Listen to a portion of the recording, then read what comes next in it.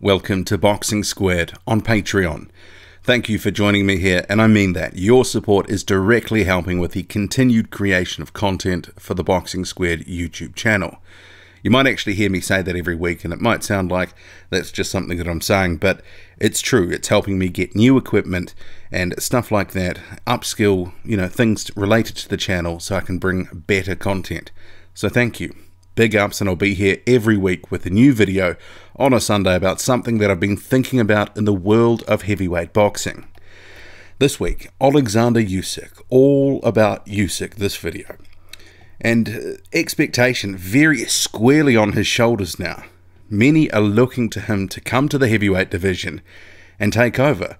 His win over Tony Bellew, which saw him retain his undisputed cruiserweight championship, that has sort of increased expectations about what he can or will do at heavyweight.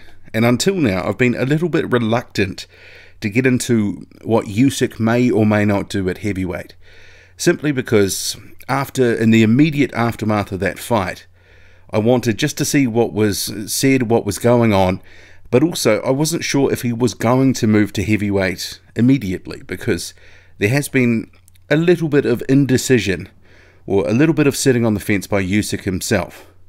Although it does appear to be the logical move, it's what everyone is expecting. Because what does he have left to prove at cruiserweight? His legacy there is fulfilled, and moving to heavyweight is where he can build on his place in the sport. In the ring after the Bellew fight, Usyk, very coy, wouldn't commit to what was next, wouldn't commit to any plans, said he wanted to have a break, have some time to consider the next move. Although his promoter, Oleksandr Usyk, he was indeed bullish, a minute later after Usyk, saying heavyweight division needed him, and Usyk and Joshua, that fight needed to happen. So we know what the end goal is. Fight Anthony Joshua, pick up his belts. But it's the getting there that is going to be the interesting part, because it's becoming increasingly clear that Usyk will not rush to it. He will have some other fights to prepare him to make sure he's ready to face Anthony Joshua. That preparation is going to be key for a number of reasons, which I do want to go through in this video. But first I would say, brick one has already been placed on the wall. Usyk has been campaigning in a division that largely doesn't get the shine that the heavyweight division does, or other divisions for that matter. So his fight in the UK against Tony Bellew, it has whet the appetite of fans, casual fans in particular, who probably had no clue who Oleksandr Usyk was. And that's why you saw so many crazy polls picking Tony Bellew to win. Some polls had Tony Bellew to win 65–70%. It was, from where I sat, a little bit insane, but, that is what it is.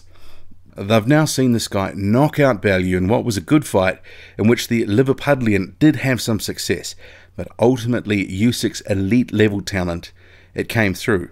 He was patient, he took his time, he took Bellew's best, he wore Bellew down, and then he took him out. It was a very effective profile building exercise, and I expect the fights that he has at heavyweight initially, when Usyk does jump up, to be an extension of that.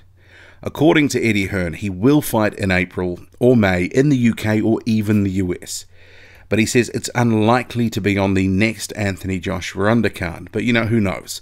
I'm more tipping that a UK-based fight is likely to be the next brick in the wall for his profile, because if they want to build towards an Anthony Joshua fight, they've got to put more groundwork in.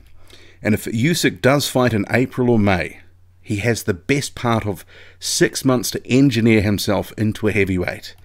I don't expect Usyk will ever be a big heavyweight. I think, somewhere between 215, 220 pounds, that might be his ceiling weight-wise. And not because his 6'3" frame can't take more. Rather, his style relies on movement and athleticism.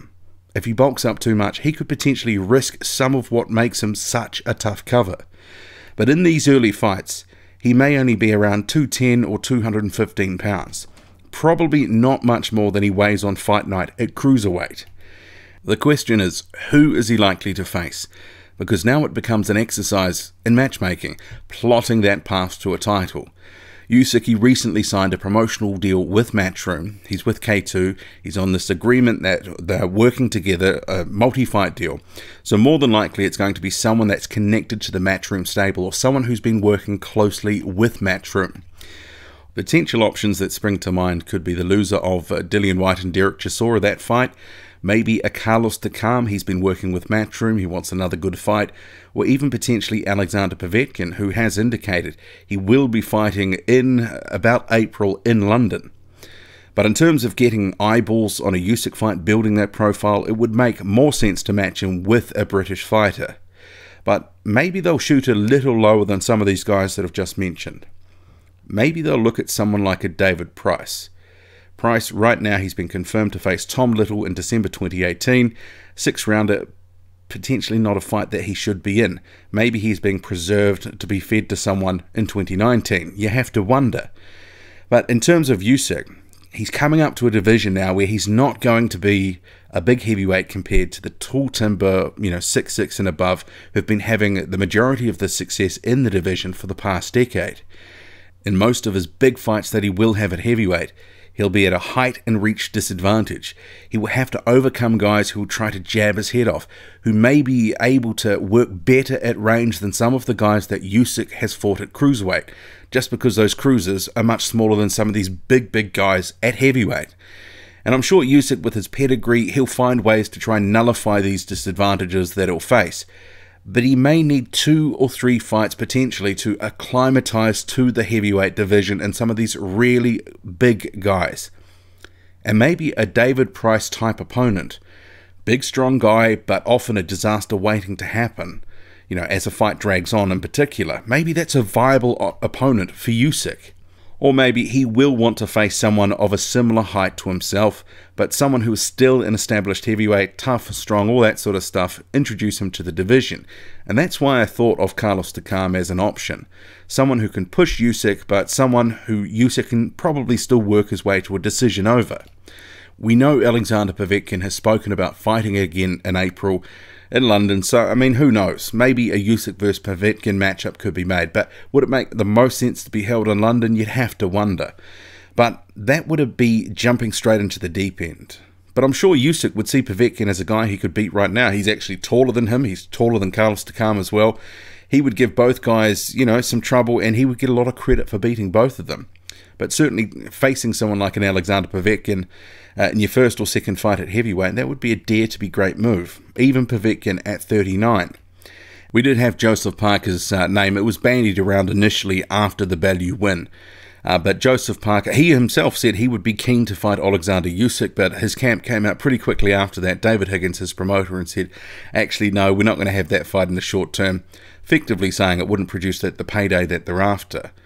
And maybe the thing that went unsaid from Duco promoter David Higgins and turning down that fight, sort of putting that to one side at the moment, is effectively if Usyk beat Parker in 2019, it derails Joseph Parker's goals of getting back to another title fight, at least for a couple of years. And potentially it would derail any other big paydays for a while. And right now, even though he's not a massive heavyweight, Usyk is high risk and probably medium reward. He's not high reward. He's maybe not low reward, but he's not, he's not going to give Parker a payday that Duco would be happy with. And Duco's not going to sell Parker down the river unless it's getting another massive payday. That's why they jumped in the ring with Anthony Joshua and Dillian Whyte. It was because the money was right and they were like, okay, we're going to roll the dice, see how this goes. And it sort of came up snake eyes for Parker, but they're not going to put him against Usyk while Usyk's building up because there's no money there. And Eddie Hearn, he's not going to be able to convince David Higgins otherwise. And even right now, I'm sure many fans would pick Usyk to potentially outpoint Joseph Parker. I actually think Usyk would beat Joseph Parker right now. Dillian Whyte, he's also made some interesting comments that I do want to touch on because a lot of heavyweights, some of the bigger guys, the heavy hitters, they will see an opportunity to potentially feast on the smaller man. And certainly I've seen an interview with Jarrell Miller suggesting as much, basically dismissing Usyk as someone who can make a name at heavyweight, basically saying, not big enough, he can't push me around, he won't be able to do anything to me. But Dillian Whyte, he told Sky Sports that Usyk will struggle at heavyweight. Heavyweights are bigger and stronger guys and they will manhandle him. If I fought him, I wouldn't do what Tony Bellew was doing. I'd be charging at him all around the ring. He's not going to drop me with one punch. I would maul him all night long. I would fight him in a very uncomfortable zone for him. If it's a big fight and he wants it, he can have it. I'm game. If Usyk wants it, he can have it. I'm the can man. Like I say all the time, if you're a top 10 fighter, you can have it. I've never seen him shock a real heavyweight. Maybe his movement to some lazy heavyweight, but as a heavyweight, you close it down, you nullify it, and beat him up, rough him up. He didn't like a few things Tony Bellew did, like hit him on the side of the head, and he was complaining. So I saw a few signs that he doesn't like it rough. And it's a good point. Some of these bigger, stronger, taller, rougher heavyweights will fancy being able to bully Usyk, fancy their chances of hurting him, making him uncomfortable. Fight a fight that he's not used to. Someone like a Dillian Whyte, he was able to rough up and impose his will on a 240-pound Joseph Parker. So again, a smaller and lighter Usyk, who potentially might be 20 pounds or at least 15 pounds lighter than Joseph Parker when he moves up to heavyweight. I can see why someone like Dillian Whyte would rate his chances of having some success against Usyk. And I could see that potentially, especially early in fights. We saw Tony Bellew actually, have some sustained success in those opening rounds. But, he was really emptying his tank. And ultimately, that sort of, all that effort he expended, Usyk sort of absorbed it, sucked it up, and eventually broke him down and stopped him. And at heavyweight, I think Usyk, his activity, that's something he would be looking to play to. And he would be looking to push some of these guys late, try to tire them out, break them down, stop them, or take them to points. But some of what Whyte is saying, it will no doubt be on Usyk's mind.